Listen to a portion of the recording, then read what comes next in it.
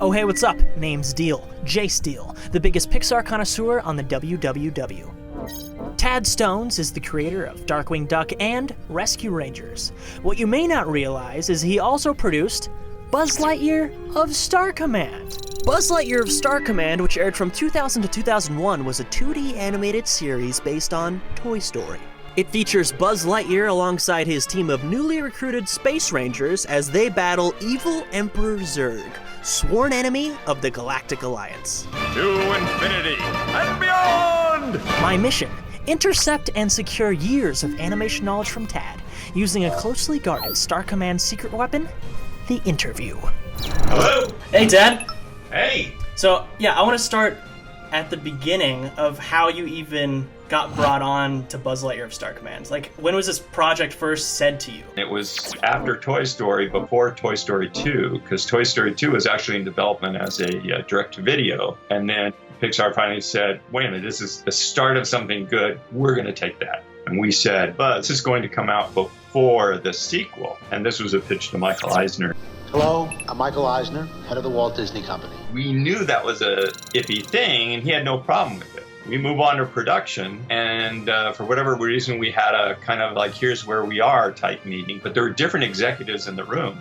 And this time, a different executive said, wait, this is coming out before the sequel? You can't do that. You can't take away from the energy of the sequel. And Michael Eisner said, yeah, you can't do that. Since the series' air date was put on hold because of Toy Story 2, Tad and his crew began working on a direct-to-video movie called Buzz Lightyear of Star Command: The Adventure Begins. This movie worked as an introduction to the eventual series, so the crew was technically making a prequel.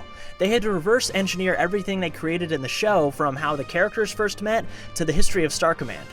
So the benefit of that is when we did our Buzz Lightyear pilot movie, it was actually one of the last things we did. Now, usually it's much earlier in the schedule, although you always try to put it off as much as you can so you get the feeling of the characters, you have more designs done. But since it was at the end, all the stuff that would usually be part of the budget, the design of Space Command, the hallways, the rockets, all of that, that was all done in addition to many, many characters. So when we did our video, it was, great because we could put all our budget into new things. So we would do a lot more locations because of all of our standard locations that no one had seen yet had been done and used in many, many episodes. So it really helped the production value of that movie. Before Buzz Lightyear of Star Command became an animated series, the crew kicked around other Toy Story spin-off ideas, including 3 parody shorts. One was a revamped version of Woody's Roundup, where Woody was a sheriff in an alternate reality version of modern Los Angeles that's combined with the Wild West. Another was a Little Green Men show, where the aliens take on different jobs or occupations, aptly titled Little Green Men. And after he exploded by the hands of Sid, before he finally had a speaking role in Toy Story of Terror and Toy Story 4, Combat Carl was even considered to have his own show called Combat Carl's Action Adventures. Story-wise, my thought was being a little more Star Trek-y. Early in Star Command's development, Buzz Lightyear was a lone space ranger defending the galaxy from more evil than just Emperor Zurg. Star Command headquarters, though, was still present in this early incarnation of the show, with a whole new cast of fellow Rangers. The concept art depicts parodies of iconic sci-fi and adventure stories, including Buzz about to fight off a group of alien enemies reminiscent of a cantina in Star Wars, and Buzz taken prisoner by tiny little aliens on an unexplored planet, kind of like Gulliver's Travels. The art style was much different, as it had more of an adventure tone than comedy, and Buzz's design retained a lot more of his plastic toy look from Toy Story than his final version in the animated series. But when Mark and Bob came on, they looked at it, but it wasn't clicking with them. Mark McCorkle and Bob Shuley, 2 guys with 2 amazing names, worked with Tad Stones on Hercules, the animated series. Tad then brought them both on to Star Command as producers, and they helped create the plot and characters that surrounded Buzz. They later created one of Disney Channel's most popular animated series, Kim Possible. They said, what if it's a cop show, a buddy cop show? And it was like, I wasn't going to let them throw out everything, but they had to be, and they were executive producers on that show, which was, so they were equal to me, so it wasn't like I could overrule them. Not that I had to in other shows, but in this case, it's like I wasn't in a position, even if it was my nature, to say, no, we're not starting over. This is our starting line, build this. But they had to find something. They liked the cadets and all that, and they eventually got that going. But it wasn't as big as a head start as I would have liked, but it wasn't wasted. And then the characters they really fleshed out the characters, and our casting, really nailed it. I mean, XR by Larry Miller is just a delight to me. As a robot, I'm not susceptible to mind control, so this really isn't an issue for me. That girl is one asteroid short of a belt. Do you know what I'm saying? Larry did all sorts of improv. So the guys, again, as they work with actors, they're great at writing toward him. And the times when Larry couldn't make it, we had someone else do the voice. The writing was still felt like him. But Larry he would probably do 2 or 3 lines at least. And they weren't just ad-libs in the manner of, I'm going to ad-lib a different way of saying this. He would literally come up with new jokes, new gags. So he was fantastic. I am lovable. And Patrick Warburton as Buzz was just hilarious. Like I said, evil never wins. It was just, again, how he just delivered those lines. It really was a problem for Tim Allen, because they said, wait a minute, we're putting this out on video. Tim Allen should be doing the voice, and that connects more to the movies at that point. But he had to ADR it all. ADR stands for Automated Dialogue Replacement. So in this case, Tim Allen had to redub the entire Buzz Lightyear direct-to-video movie, matching Patrick Warburton's original voiceover exactly so his voice would sync with the finished animation. Buzz Lightyear mission log, final entry. Buzz Lightyear mission log, final entry. You are clear for emergency liftoff. Roger that. Roger that. Power down your engines. Unfortunately, Mira, the commander doesn't agree with us. Power down your engine. Unfortunately, Mira, the commander doesn't agree with us. He basically had to match the cadence of Patrick Warburton, who is one of the most unique people. He was just saying, what's this guy doing? I don't know, and it didn't match what he would have done at all, yet he still had to do that. And he made it sound like him, but using Patrick's rhythms and stuff like that. But it was an extra degree of difficulty for him. But now I can't imagine it without Patrick Warburton. And also Wayne Knight as Zurg. Actually, the guys at Pixar, when we did that, because Wayne did the voice of the toy store owner, they kind of went, oh, that's interesting. Almost like, could we? And it's, no, we've already gone. It was already in their head that they had done it their way. Even though one of the guys who did the voice, it was, I guess, a little bit tempting there, but... The original voice of Zurg was Andrew Stanton. Andrew Stanton is the director of Finding Nemo, WALL-E, John Carter of Mars, and even directed an episode of Stranger Things Season 2. Before Pixar brings in celebrities to do the voices of their main characters, they often get crew members from the studio to lay down scratch tracks of the characters. Sometimes those scratch tracks are so great that they end up in the final film. That's why the lighting director from Up, Lou Romano, is the voice of Linguini in Ratatouille, why Bob Peterson, the story artist on Ratatouille, is the voice of Roz and Monsters, Inc., and why Andrew Stanton is the voice of Zurg. But Zurg was recast with Wayne Knight in Buzz Lightyear of Star Command to better fit the tone of the series. For us, it was a natural jumping off point. And again, we were looking for comedy. He was still a threat, but our job was to entertain in a whole different way, but yet, try to get some of that entertainment of the Pixar movies. In the first Toy Story, Zurg is only mentioned by name, but in Toy Story 2, we finally see what he looks like.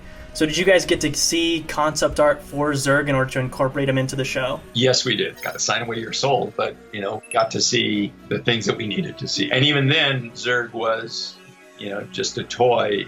We created the world and what kind of guy he was. Our mandate was to try to capture the feeling of the action and the humor of the Toy Story movies, but put it in space. And if you look at the first Toy Story, all the humor comes from Buzz being a fish out of water. Our show was the fish in water.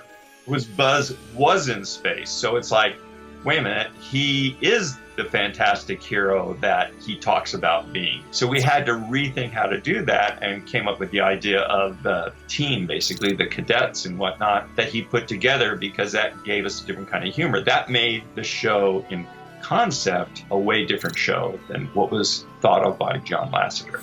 John Lasseter, the former head of Pixar and director of Toy Story 1 and 2, showed what his vision of a Buzz Lightyear TV show would be at the beginning of Toy Story 2 in that cool video game action sequence.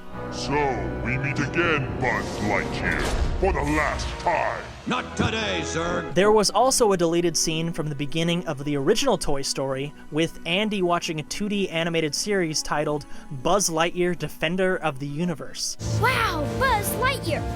What a cool show! This is almost like a backstory for Buzz, similar to how there was a backstory for Woody in Toy Story 2 with Woody's Roundup. This would have been Buzz Lightyear's equivalent of a TV series in the universe of Toy Story. Bongo, fire atomic bases!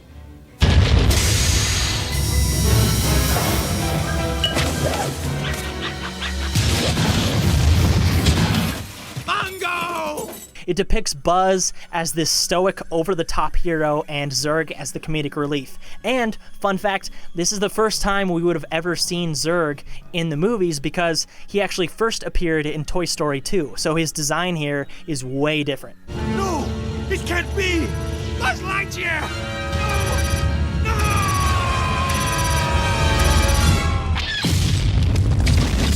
In John Lasseter's mind, Buzz was always based on the toy in his universe, was always based on some sort of animated show. But for him, that was, Space Ghost or Matt Mason or more like a G.I. Joe show or, something really straight. That's what he was thinking. And then exaggerated to an incredible degree. Well, I guess we mentioned it, but I saw in another interview you said that John hated Buzz Lightyear. Buzz Lightyear Star Command, which evidently John Lasseter hates, I'm told. That was kind of my feeling way after the fact, but it wasn't like he ever said anything. I never heard anybody quote it. We just said, boy, there doesn't seem to be much talk about the show. We know it had done well, but it was like, well, that's never been released such here, and they've never put on here. And at that time, he was huge influence in the company, so that was us putting it together. It's almost like, if you do like the show, you'd hear more. You'd get a message or a letter or an email or something like that. And the other sign of that is when they put a Buzz Lightyear ride in Disneyland, there's a mural outside the Buzz Lightyear ride. I look at it, and they used our uniforms. Here's all these cartoon characters, and here's this female character, but she's got like 3 eyes. It was basically, somebody put Mira Nova there, and that was, and they took it out. Which to me is just silly, because it's like, wait a minute, how many millions of people have seen this show? How many times? There's been more minutes of animation on this than the 2 movies combined, kind of. But that was like, okay. Here's the slap in the face. I had enough of that. Now I'm curious, why didn't Buzz Lightyear of Star Command continue after the success of Toy Story 2? After those 65 episodes, was there a plan to keep going for a season 3? No. A lot of people don't understand this, and especially it was the model back then. At the beginning of the Disney Afternoon and all of our early shows, the goal was just to do 65 episodes. That was the minimum number that you could then repeat for 13 weeks, forever and ever and ever, to have somebody say, okay, let's do more. It would be more likely for them to say, let's do a series of DVDs. And was a finale ever discussed for Buzz Lightyear of Star Command? No, because remember, about the time you would do the finale is when we were doing the pilot. In general, back then, especially when we were working syndication, they didn't want story arcs, that bridge episodes. I noticed that Jeff Pigeon is credited as a Pixar creative consultant on Buzz Lightyear of Star Command. Jeff Pigeon is a staple of Pixar Animation Studios and one of my favorite people working at the company. He's been there since the beginning as an animator and story artist on Toy Story, all the way up to working on Toy Story 4. Yeah, there was a group early on, like I say, that kind of gave, but Jeff was the one that actually kind of stayed with it and back and forth with Mark and Bob and would give input on stuff. For a long time, they sent him things. Jeff is actually the voice of the LGMs, the little green men. You have saved our lives. We are eternally grateful. And they had him breathing helium for it and stuff like that. Three times he's passed on the floor. Whereas at the end of Buzz Lightyear of Star Command video, we have William Shatner singing To Infinity and Beyond. To Infinity and Beyond. So make sure you listen to the end credits. And the LGMs who sing along in that are actually me. So that's me singing myself like 3 times. To Infinity and Beyond, There is a place in outer space where you can join in the fun. To infinity and beyond. We will sing this song.